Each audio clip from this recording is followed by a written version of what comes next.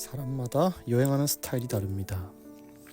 어떤 사람은 자연 환경을 돌아다니며 보며 여행하는 것을 좋아하고요. 어떤 사람은 고즈넉한 유적지에서 조용히 시간을 보내기를 좋아하기도 합니다. 또 어떤 사람은 그 나라 고유의 음식을 즐기는 식도락 여행을 하기도 합니다. 근데 만약 이 여행이 생명의 위협이 있고 환영받지도 못하고 여비까지 스스로 벌어야 하는 고생길이라면 여러분은 어떻게 하시겠습니까? 아무도 그런 여행은 원하지 않을 것입니다. 사도행전에 주된 키워드가 있습니다. 바로 3번에 걸친 선교 여행입니다. 선교 여행. 근데 바울 일행이 걸어간 이 여정은요, 요즘 우리가 생각하는 선교 여행이랑은 완전히 다릅니다. 한번 살펴보도록 하겠습니다.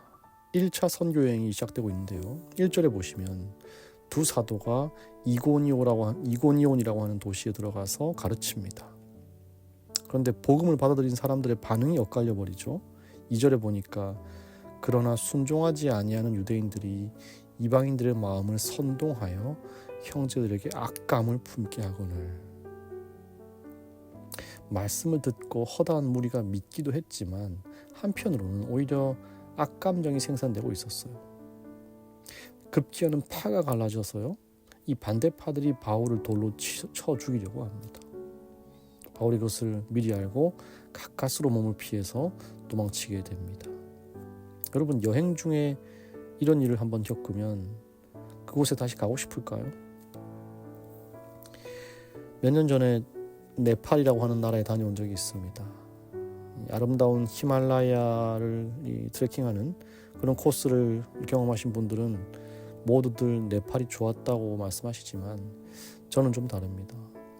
제가 갔던 지역은 해타우다라고 하는 도시였는데 가는 길이 산길의 비포장 도로였습니다. 이 도로를 5시간 동안 이렇게 가야 하는데 제가 살면서 멀미를 그렇게 많이 해본 적이 없습니다. 멀미를 하다 이제 온몸이 마비되는 듯한 기분까지 들어요. 근데 가는 길에 이제 밥때가 돼서 길가 휴게소 같은 데서 이제 음식을 먹는데 날이 너무 더워서 그런지 배탈까지 났어요. 화장실도 푸세식이었어요. 숙소에 가면 에어컨도 없고요, 샤워를 할 수 없을 만큼 물이 부족한 아주 열악한 곳이었습니다. 그곳에서 일주일을 지냈는데 그 후에 저는 우리나라를 정말 사랑하게 되었습니다. 하물며 바울 일행은 어떻겠습니까? 그때는 차도 없었고요, 걸어서 다니고 에어컨도 당연히 없었고요, 음식도 제대로 먹지 못했어요. 거기다가 이렇게 이고니온에서 죽을 뻔한 경험까지 했으니 이 여행을 하고 싶을까요? 이제 이 두 사람은요, 그곳을 피해서 루스드라로 갑니다. 여기서는 또 무슨 일이 벌어집니까?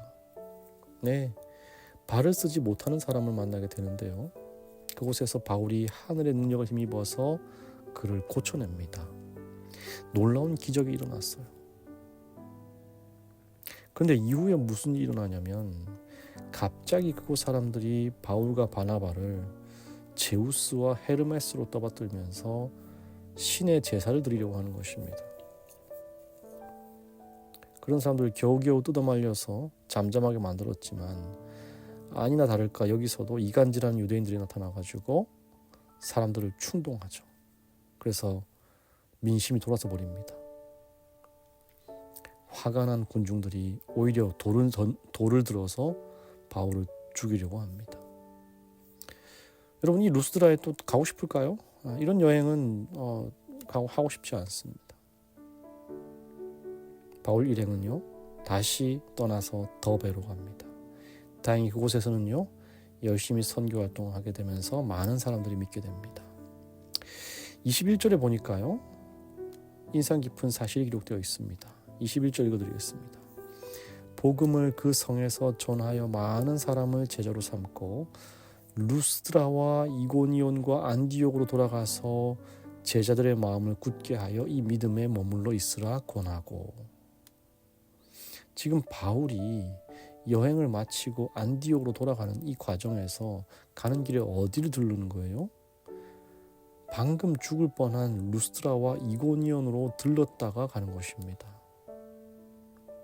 바울이 거기 돌아간 이유가 있죠. 미련 때문에요? 아닙니다.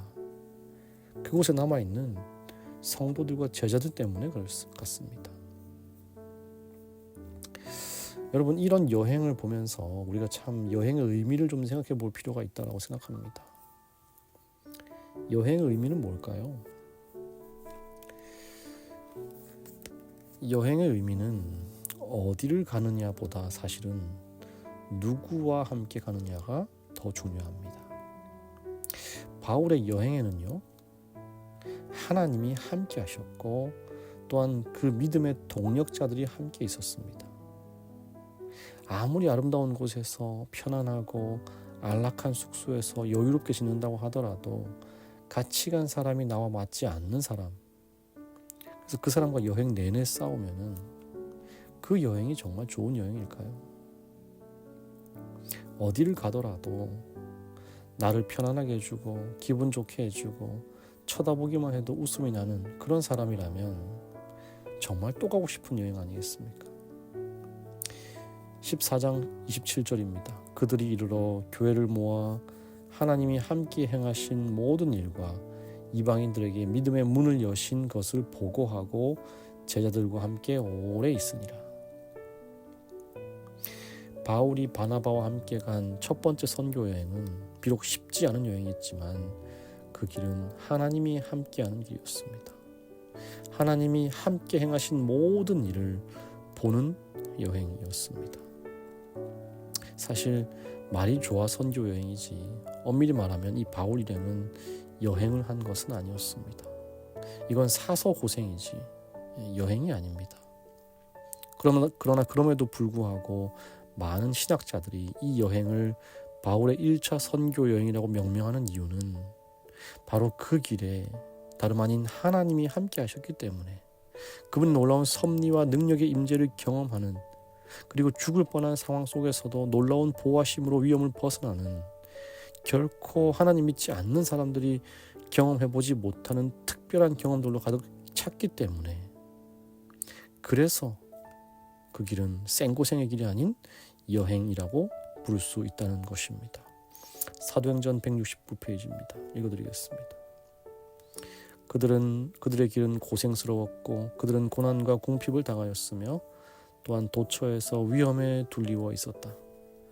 지나는 촌락과 도시에서 그리고 외로운 큰 길에서 그들은 보이는 위험과 보이지 않는 위험에 둘러싸여 있었다. 그러나 바울과 바나바는 구원하시는 하나님의 능력을 신뢰하기를 배웠다. 그들의 마음은 멸망하는 영혼에 대한 열렬한 사랑으로 충만하였다.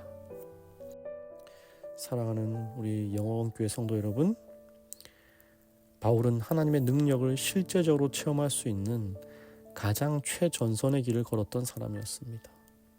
그가 걸어간 길은 목숨을 건 위험한 여행처럼 보이지만 사실은 하나님이 함께 하시는 세상 그 어디보다 안전한 여행이었습니다.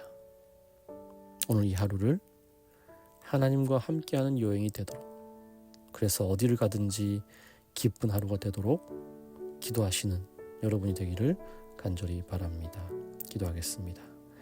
은혜로우신 하나님, 주님과 함께 걸어가는 이 길에 어려움과 염려가 뒤따른다고 하더라도 결코 이 길을 포기하지 않는 믿음을 우리에게 허락하여 주시옵소서.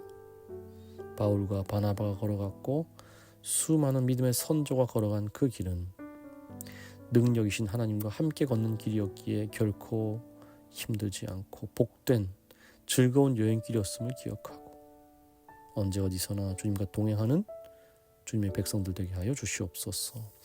주님, 레오나르도 어린이를 위해 기도합니다. 고국을 떠나서 먼 나라에서 적응해 살아가고 있지만 주님, 이 아이의 마음을 외롭지 않게 주의 천사로 늘 함께하여 주시고 이 가정의 안락함과 화목함을 더해주셔서 좋은 기억과 좋은 정서를 유지한 채로 한국 생활에 적응해 나갈 수 있도록 인도하여 주시옵소서. 예수님의 이름으로 기도합니다.